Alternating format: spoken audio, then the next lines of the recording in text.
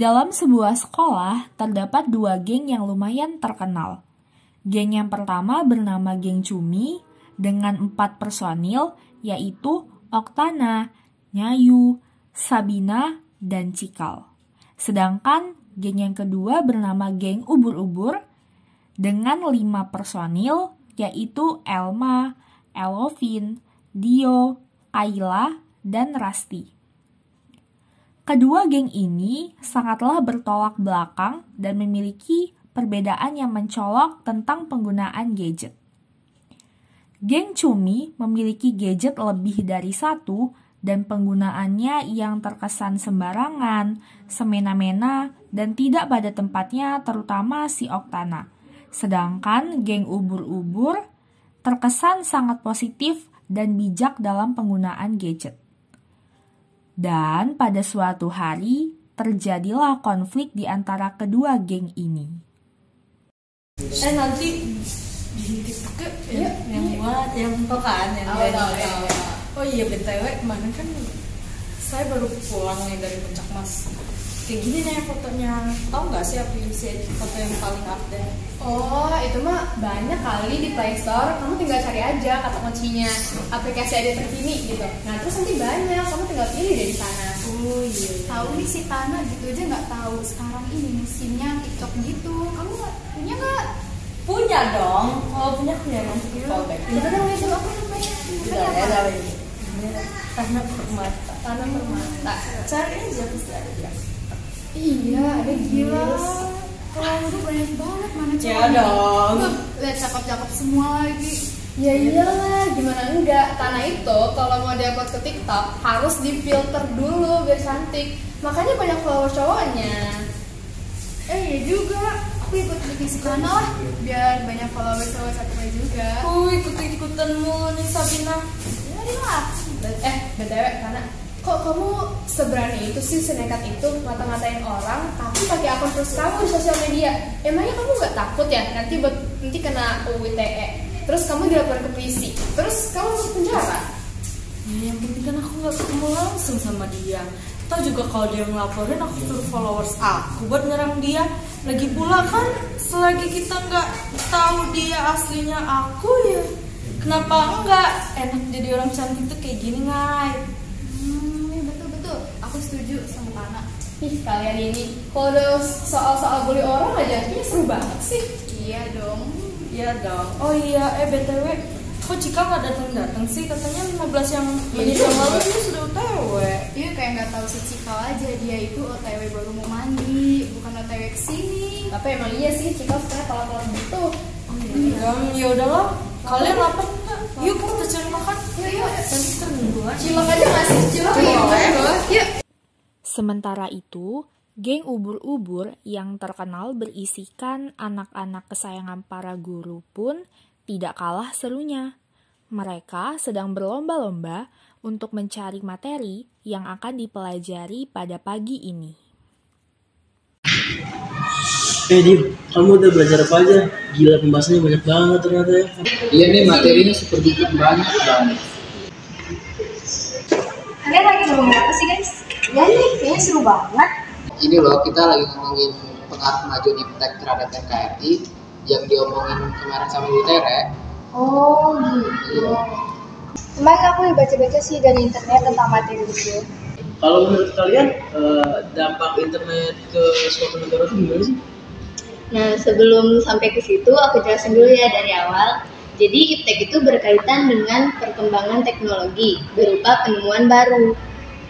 Kemajuan teknologi ini ngasih manfaat banyak gitu loh untuk manusia. Jadi, secara umum, iptek itu adalah ilmu yang mempelajari tentang keterampilan untuk menciptakan alat sampai ke metode pengolahan. Sehingga keberadaan iptek ini sangat membantu untuk kehidupan manusia. Gitu. Oke, aku lanjutin ya. Kalau menurut aku sih, internet itu bisa diibaratin kayak buah simalakama. Karena selain memicu kemajuan bangsa, pertumbuhan dan ketergantungan pada internet juga bisa berbahaya. Ya, aku juga setuju kayak sama kamu. Soalnya kemajuan iptek itu bisa ada dua pengaruh sih. Yang pertama positif sama negatif tentunya. Memangnya aspek yang terpengaruh itu ada apa aja sih? Aku yang jawab ya. Jadi ada sekitar 5 yang terpengaruh. Yang pertama itu politik, sosbud atau sosial budaya, hukum, ekonomi, dan pertahanan dan juga keamanan. Wah, lumayan banyak juga ya aspeknya. Contohnya gimana sih? Nah, saya kasih contoh nih, mulai dari dampak positif ya. Nah, kalau di bidang aspek politik berpengaruh pada kedudukan supremasi hukum, jaminan hak asasi manusia, demokratisasi, perlindungan dan perlindungan lingkungan. Nah, kalau di aspek ekonomi, itu diantaranya makin meningkatnya angka investasi asing, terus makin terbukanya pasar tradisional, dan meningkatkan kesempatan kerja dan devisa negara. Oh, gitu. Iya, Pin. Kalau di aspek sosial budaya itu kita bisa jadi lebih mudah mempelajari budaya suatu daerah. Yang terakhir, di aspek hukum, pertahanan dan keamanan itu semakin menguatnya regulasi hukum. Gitu. Kalau dampak negatifnya gimana tuh? Nah, kalau dampak negatifnya itu, ya pertama tuh, jadi kalau pengaruh-pengaruh iptek yang dibawa itu terlalu terbuka, itu bisa melunturkan ideologi kita, itu Pancasila. Kemudian kalau di bidang ekonomi, secara cepat atau lambat, perekonomian negara kita bisa dikuasai asing karena penanaman modal akibat kemajuan iptek itu semakin mudah. Waktu istirahat pun berlangsung dan geng Cumi sedang asyik bergosip seperti Kita buat kita biasanya. yang kemarin itu ya? Iya. Oke.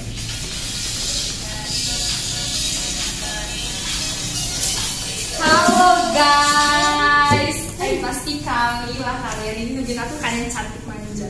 Ya ampun Cika, lo banget sih. Tahu nih dasar Cika. Alay Jamel, manja kamu. Itu dari tadi tahu nungguin.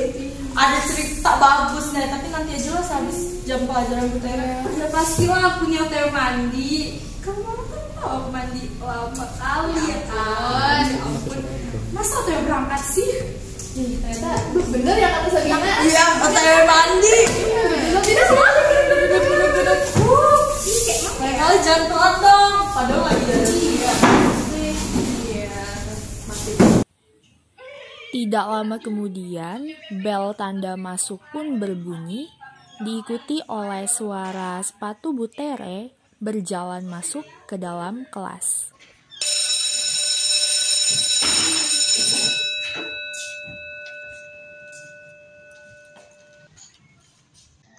Halo, selamat pagi anak-anak. Pagi. Apa kabarnya hari ini? Baik. Ya, baik. Baiklah anak-anak, kita akan melanjutkan materi kita pada minggu lalu, yaitu tentang pengaruh kemajuan iptek terhadap bidang ekonomi di Indonesia. Jadi, iptek adalah ilmu yang mempelajari perkembangan teknologi berdasarkan ilmu pengetahuan. Kemajuan ilmu dan teknologi adalah suatu gejala yang tidak dapat kita hindari dalam kehidupan ini, karena kemajuan teknologi berjalan seiring dengan kemajuan ilmu pengetahuan. Kemajuan iptek yang amat besar itu menjadikan peradaban manusia pun ikut berkembang dengan pesat. Perkembangan iptek bukan hanya dengan dampak positifnya, tapi juga dampak negatif. Perkembangan iptek memunculkan banyak masalah dalam iptek itu sendiri, seperti persoalan bukan ilmu pengetahuan, dalam artian ilmu tidak lagi satu dengan yang lain, melainkan justru berbeda atau terpisah dengan nilai. Iptek tanpa nilai ini dapat berbahaya karena memunculkan banyak masalah. Masalah-masalah itu dapat kita lihat dalam keseharian hidup kita sendiri. Dibutuhkan jalan tengah alternatif sebagai rujukan untuk mengatasi masalah iptek. Pancasila itu ideologi dan dasar negara Indonesia. Pancasila dapat dijadikan sebagai sumber orientasi dan arah perkembangan ilmu dan teknologi itu sendiri. Setiap inovasi iptek diciptakan untuk memberikan manfaat positif terhadap kehidupan manusia. Perkembangan iptek yang tidak selaras dengan Pancasila dapat menimbulkan masalah baru. Contoh kasusnya adalah munculnya hate speech di media sosial yang tidak disikapi dengan bijak rasional. Contoh dampak positif perkembangan iptek di bidang ekonomi, yang pertama ada produktivitas industri meningkat, bisnis teknologi semakin ramai, dan yang ketiga pembayaran secara online yang memudahkan kita untuk bertransaksi tanpa harus ke ATM atau bank untuk mengambil uang terlebih dahulu. Sabina, Cikal, Oktana, Nyayu, kalian tidak mendengarkan penjelasan saya ya? Kalau gitu coba jawab pertanyaan saya.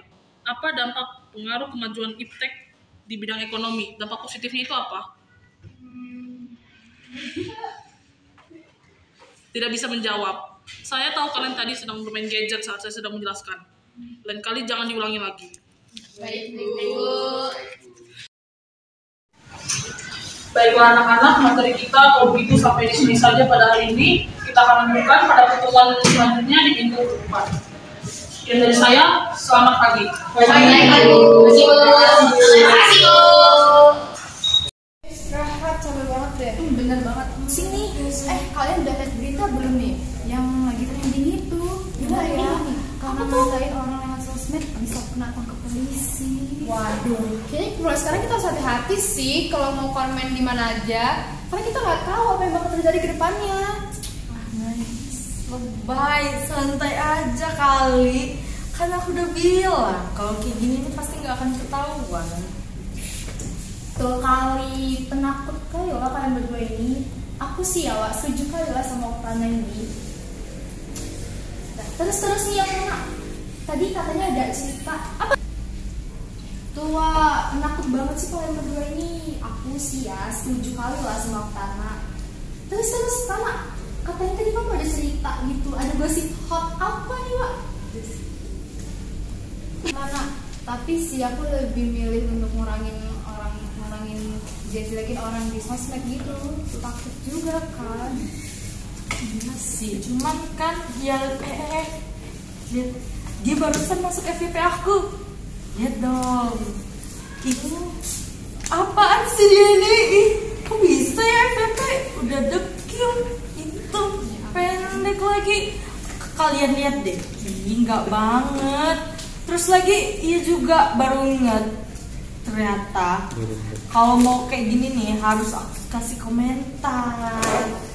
Nih kita ejek dulu ah.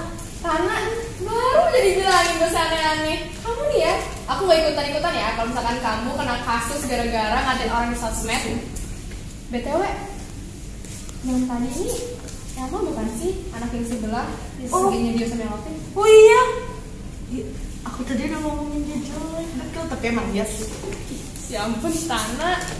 Ya Elva, aku kira bener-bener gosip yang hot banget gitu loh. Nggak taunya cuman ngebully masih game sebelah. Ya ini penting dong Cikal, makanya jangan datang telat. Dan ini juga hoax. Kamu lihat dong, nih dari gayanya dia ini nggak sadar diri loh, yang kayak apa ya, nggak expect banget. Iya juga ya, baru ingat di sini makin seru nih dan menantang nih kalau kayak gini. Tapi ya karena aku tuh dengar salah satu dari anggota mereka tuh kenal deket sama anggota polisi. Kamu nggak takut kalau misalnya ketangkep polisi? Nanti kalau ditangkap kehidupan kamu berantakan loh. Iya banget. Ih, tenang aja, ini gak banyak-banyak kok komentarnya, cuman sedikit, gak kayak biasanya. Ya bener Wak. Ais, gak ikut-ikut lah aku kalau kayak gini. Tana, aku lihat kamu aja Wak. Ih, tenang aja, kayak gini nih kita main halus. Aku juga kali ini gak pakai akun asli aku kok, aku punya akun fake. Ais, pokoknya lah Wak, ya aku gak ikut-ikutan lah. Aku nonton aja. Few moments later. Jika gimana nih aku ketahuan sama gengnya Elma karena aku ngata-ngatain dia, aku takut di penjara. Aku nggak bisa bantu kalau udah kayak gini. Karena sama, aku juga bisa bantu. Kalau aku bantu takutnya aku malah ketahuan juga. Bener banget lah, kan udah gabungin dari awal juga nih sama kita. Gimana dong? Yaudah, coba kamu duduk dulu, coba.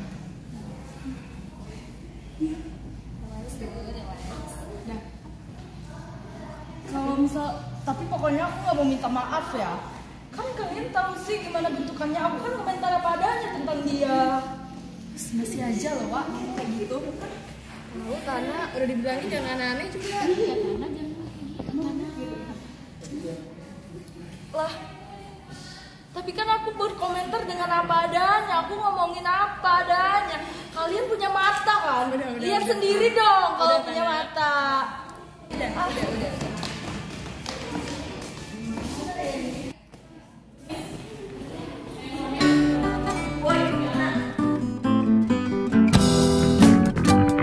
Bisa-bisanya ya kamu ngatain Elma kayak gitu. Kita kan sama-sama cewek. Bukannya saling ngedukung kok malah saling ngejatuhin. Siapa? Iya, percuma cantik. Iya, percuma cantik tapi nggak punya attitude.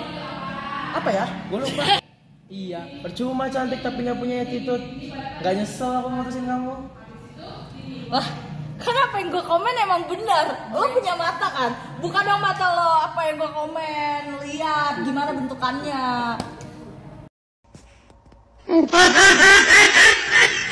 Seenggaknya Elma berprestasi. Lah kamu, lagian apa sih susahnya minta maaf sama Elma?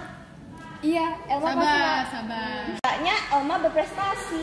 Lah kamu, lagian apa sih susahnya minta maaf sama Elma? Iya, Elma pasti maafin kamu kok kalau kamu minta maaf dengan serius dan janji gak akan ngulanginnya lagi. Lagian kamu punya masalah apa sih kan sama aku sampai ngata-ngatain kayak gitu? Kalau emang aku punya masalah sama kamu, ngomongin dong baik-baik langsung ke aku.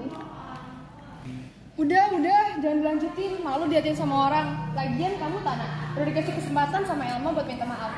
Sekarang kalau kata aku, kamu minta maaf sama Elma. Bener Iwa, langsung minta maaf aja biar masalah ini cepet selesai. Iya, aku juga setuju sama si Nyayu. Apaan sih gaje jamet tuh nggak kalian semua?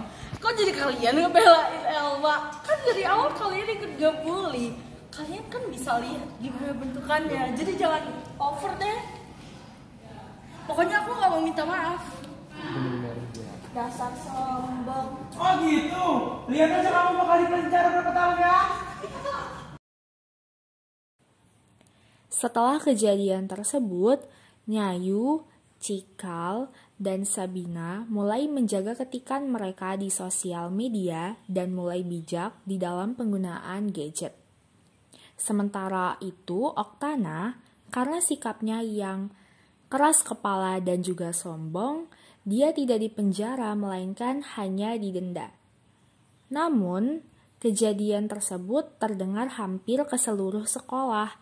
Hal inilah yang menyebabkan reputasi Oktana hancur dan dia mulai kehilangan teman-temannya.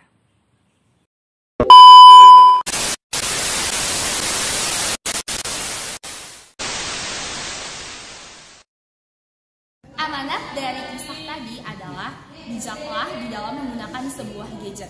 Karena tidak semua gadget itu membawa petaka dan juga dampak negatif. Banyak hal loh yang dapat diberikan dari gadget berupa hal-hal positif dan bermanfaat, tergantung bagaimana kita menggunakannya. Meanwhile, Anaknya Leta. Ih. Duh, guys. Cikal, gimana nih?